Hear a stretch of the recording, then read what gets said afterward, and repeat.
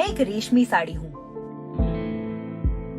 कभी ऐसा समय था जब मुझे देख मेरी मालकिन का चेहरा खिल उठता था, लेकिन अब ऐसा नहीं है।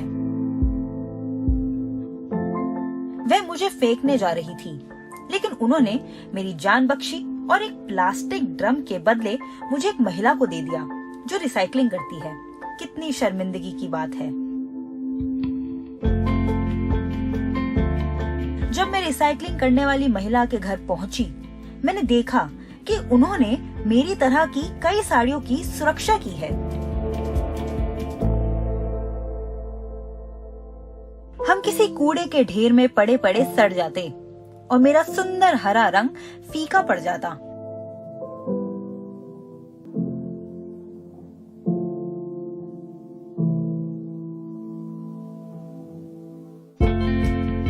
लेकिन अब हमें नया घर मिल गया है, नई जिंदगी मिल गई है।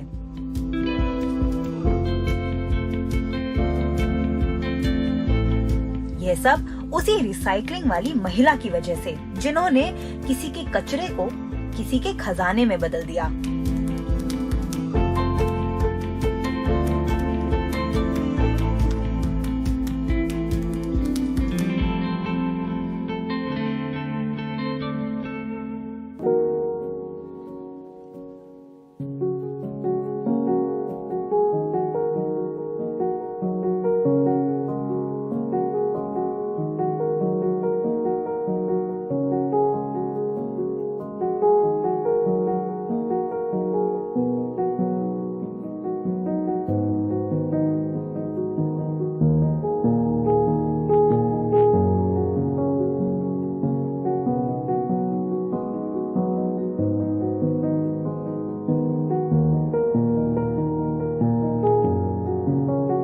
अहमदाबाद को भारत की कपड़ा राजधानी माना जाता है।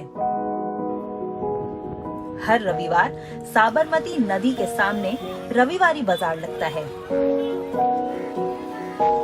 इस बाजार में निम्न आय वर्ग वाले घरों के हजारों लोग पहुंचते हैं।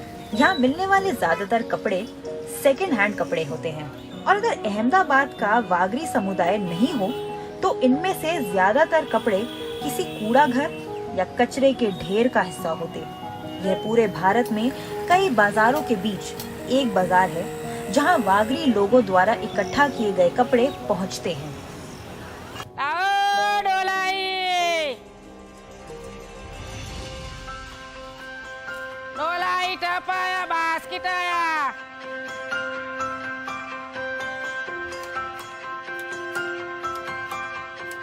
बर्तन वाली, चिंदी वाली, कपड़े वाली, उसे कई अलग अलग नामों से जाना जाता है।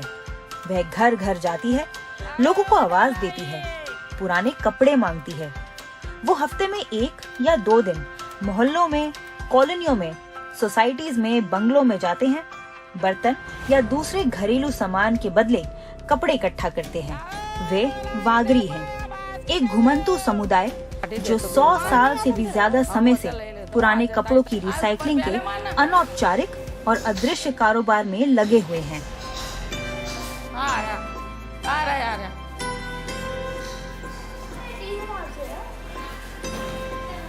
साहेब आया, ला कपड़ा कर। कभी वागरी अपराधी जनजाति में गिने जाते थे। उन्हें बाद में डीनोटिफाई किया गया।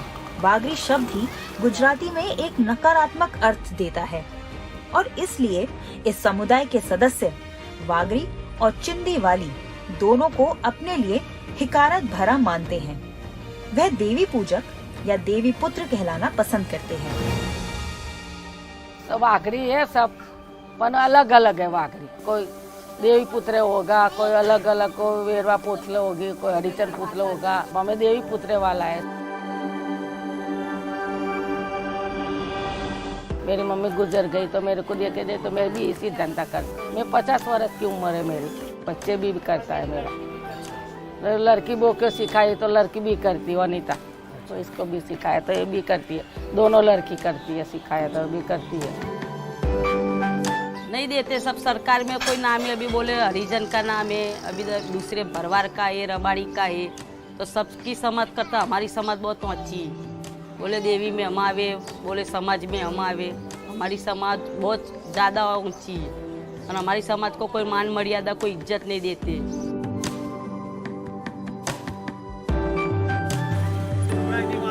प्रक्रिया सरल है लेकिन बहुत मेहनत मांगती है। राधा बहन और उन जैसी बहुत सारी महिलाएं हर रोज 5-6 घंटे फेरी लगाती हैं। राधा अपने खास अंदाज में लोगों को अपने आने की सूचना देती हैं।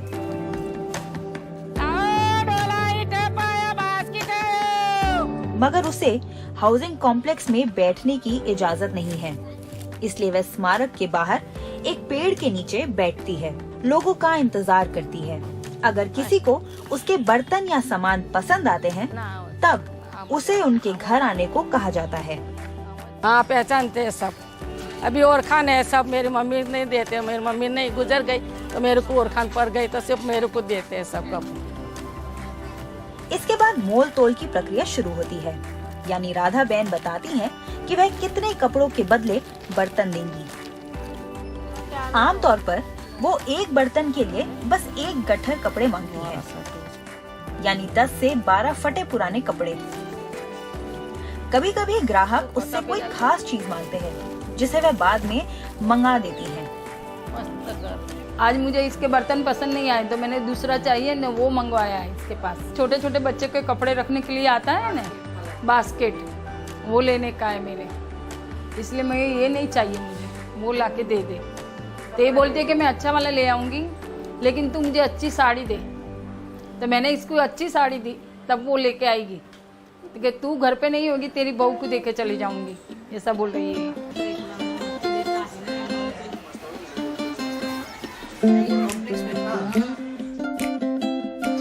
इसके बाद राधा बहन अपने घर पर इन सारे कपड़ों की छटाई करती है। जब साड़ी, जीन्स, पतलून और कमीजें सब छांट लिए जाते हैं और उनके अलग अलग गट्ठर बना लिए जाते हैं, तो वह दिल्ली दरवाजा बाजार ले जाने लायक हो जाते हैं, जहां उन्हें बेचा जाएगा। जैसा कपड़ा ऐसा भाव, 100 वाली भी, 50 वाली भी, 10 वाली भी, 20 वाली भी।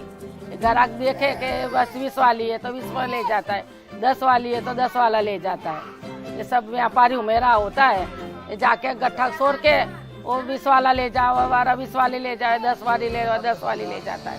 और साड़ी भी 20 वाली वाला गोते तो 20 वाली लेता है, ऐसा है।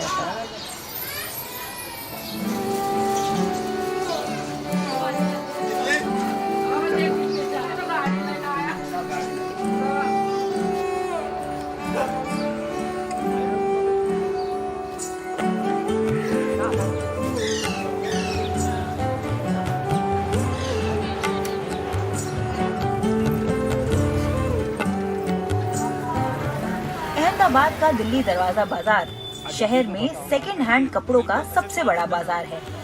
यहाँ वागरी समुदाय की सैकड़ों महिलाएं जुटती हैं और जो कपड़े उन्होंने अपने रोज की फेरी से इकट्ठा किए हैं, उन्हें स्थानीय कारोबारियों या दलालों को बेचती हैं। व्यापारी इन कपड़ों को खरीद लेते हैं और उन्हें पास के शहरों में ले जाकर छोटी दुकानों या फुटपाथ पर लगने वाली रेहड़ियों पर बेचते हैं। कारोबार की व्यवस्था अब तक सदी से ज्यादा पुरानी हो चुकी है।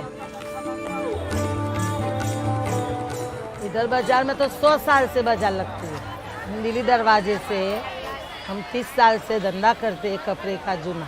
सब फेरी वाले लाते हैं, हम लेते हैं, हम बेचते हैं। गैरों जाता है रोज का 10-20 किलो। तो आपकी माता जी जो थी, आपके पुरखे जो थे, आपके बाप दादा, हाँ वो सब करते थे। क्या काम करते थे? वो जूना कपड़ा का ही करते।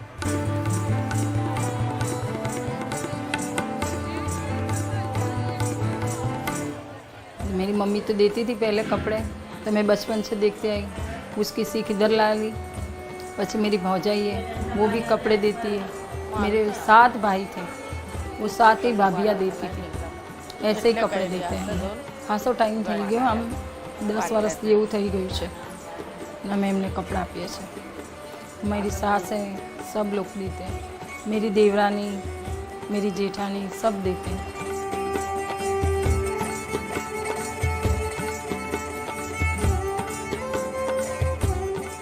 वस्तु विनिमय की पारंपरिक प्रणाली पर आधारित यह अनौपचारिक वागरी व्यापार भारत के ग्रामीण और शहरी गरीबों के लिए किफायती सेकंड हैंड कपड़े ला रहा है, लेकिन ये पुराने कपड़ों को पहले से ही भरे हुए लैंडफिल में फंसने से भी रोक रहा है।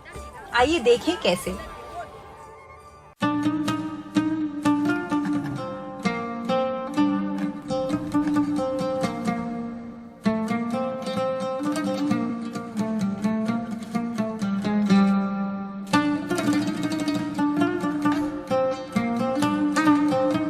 ये कपड़ा अपने मालिक के लिए किसी काम का नहीं रह गया है।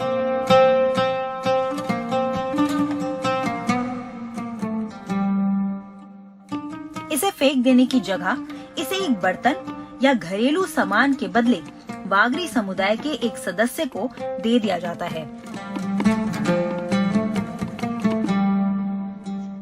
फिर ये कपड़ा एक स्थानीय बाजार में कारोबारी या दलाल को बेचा जाता है।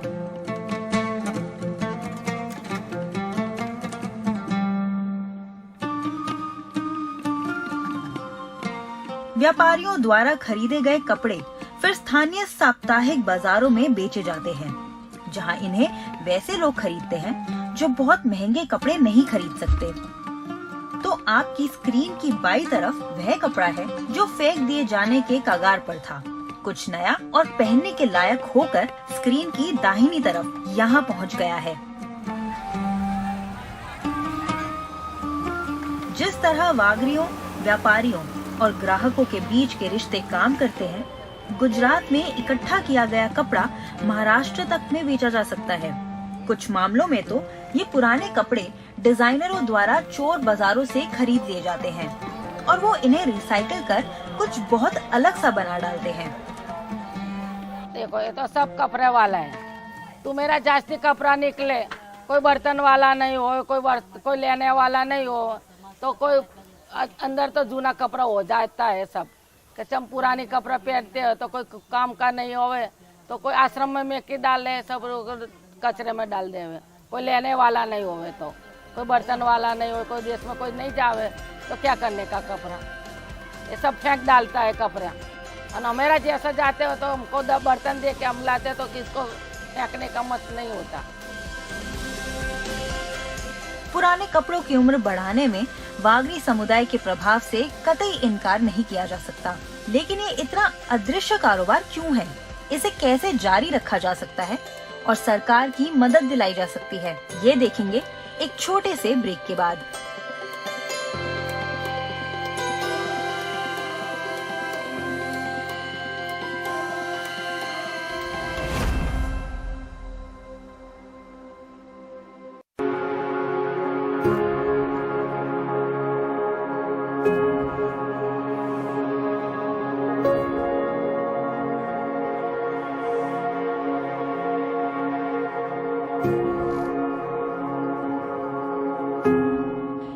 टेक्सटाइल जनरल के मुताबिक हर साल 10 लाख टन से ज्यादा कपड़ा फेंक दिया जाता है। इनमें से ज्यादातर घरों से निकलता है। एक घर के कचरे में अमूमन 3% कपड़ा होता है।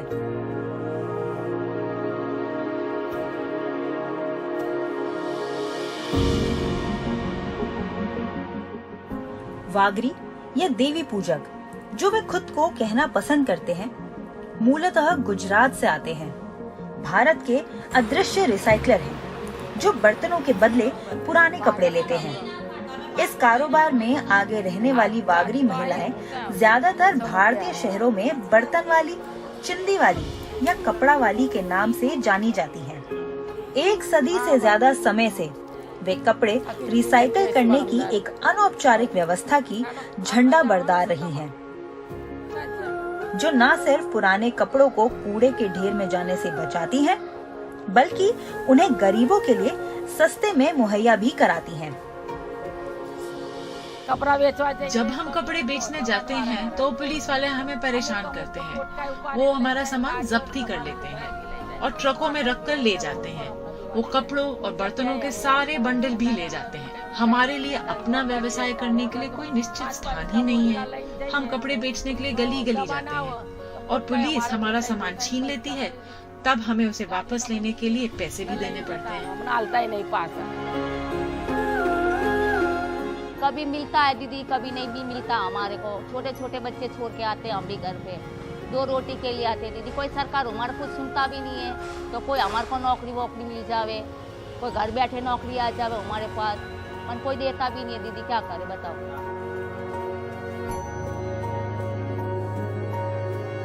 हमारा वाला कोई सरकार हो, सरकार में नौकरी करता हो तो हम भी साथ ही टोक के बोल सकते हैं कि भाई हमारी भी समाज में होती है। 4 महीना चुमासा तो हम धंधा ही नहीं करते, क्योंकि बरसात आता है, कपड़ा गीला हो जाता है। दिल्ली दरवाजा में कपड़ा बेचने नहीं देते, गीला कपड़ा कोई लेता नहीं, बाजार से कोई आता नहीं। इस समुदाय के कुछ लोगों को अब सरकारी घर मिल गए हैं, जो पहले अहमदाबाद में नदी के सामने झुग्गियों में रहते थे। लेकिन नए घर उस बाजार से बहुत दूर हैं, जहां वह काम करते हैं, और वह गणेश नगर के कूड़े के ढेर के पास रहने को मजबूर है। यह पूरा कारोबार ही बहुत परेशानियों से भरा हुआ है। अपना बाजार खोने की परेशानी और आवासीय अधिकारियों और पुलिस के हाथों लगातार भेदभाव। लेकिन इन मुश्किल हालात के बीच अगर वागरी समुदाय का कारोबार ठप पड़ा तो इसका असर बाकी व्यवसायों पर भी पड़ेगा। ये बहुत जरूरी है बहन जी, क्योंकि ये नहीं होगा ना तो कपड़ों का ये गंदगी इतनी ढेर लग जाएंगे ना, तो आपको स्वच्छ करने में बहुत टाइम लग जाएगा। नहीं तो आगे से आगे रिसाइकिल होता रहेगा ये। फिर उनके वो चाय वाले जुड़े हुए हैं, पान की टपरी वाले जुड़े हुए हैं, फिर आगे जो कपड़ा लेके जाएंगे सिलाई वाले जुड़े हुए हैं, फिर उनके वो रिपेयरिंग वाले जो उनके रिपेयरिंग वो जुड़ेंगे, फिर उनके वो गांव में बेचने जाएंगे, उधर बिकता है माल। तो इनका बहुत बड़ा चक्रव्यूह है, मतलब पूरा चक्रव्यूह घूमता ही रहता है। अगर ये लोग नहीं होंगे तो पूरा जनजीवन ठप हो जाएगा। संदीप भाई एक थोक कारोबारी हैं। वह बीते 13 साल से अहमदाबाद के दिल्ली दरवाजा के सेकंड हैंड कपड़ों के बाजार में जाते रहे हैं। गरीब क्षेत्र हैं, वो 500 रुपए की साड़ी नहीं ले सकते हैं, उनको हम 100 रुपए में, 80 रुपए में, 50 रुपए में ऐसे साड़ी बेचते हैं। हम लोगों की कोई सुनता नहीं। बाजार मतलब दबान वाले आ जाते हैं तो हटाओ, पर इसकी एक निर्धारित जगह होनी चाहिए। पुराने कपड़ों की रिसाइकलिंग के वागरी कारोबार से बहुत सारे अन्य कारोबार जुड़े हुए हैं। वह बर्तन दुकानें जहां से महिलाएं बर्तन खरीदती हैं, प्लास्टिक के सामान की दुकानें भी जिन्हें औरतें कपड़ों के बदले देने के लिए खरीदती हैं, और लाने ले जाने के लिए ट्रांसपोर्ट वाले, और इन सब के साथ बहुत छोटे छोटे कारोबार जैसे चाय वाले, भजिया वाले, पान वाले आदि। भारत के शहरी योजनाकारों का ध्यान वागरी समुदाय के कारोबार की ओर जाए तो वे उनके कारोबार को वैधता दे सकते हैं, जहां वह पुराने कपड़ों की रिसाइकलिंग का अपना कारोबार कर पाए। और यह सिर्फ गुजरात की बात नहीं है।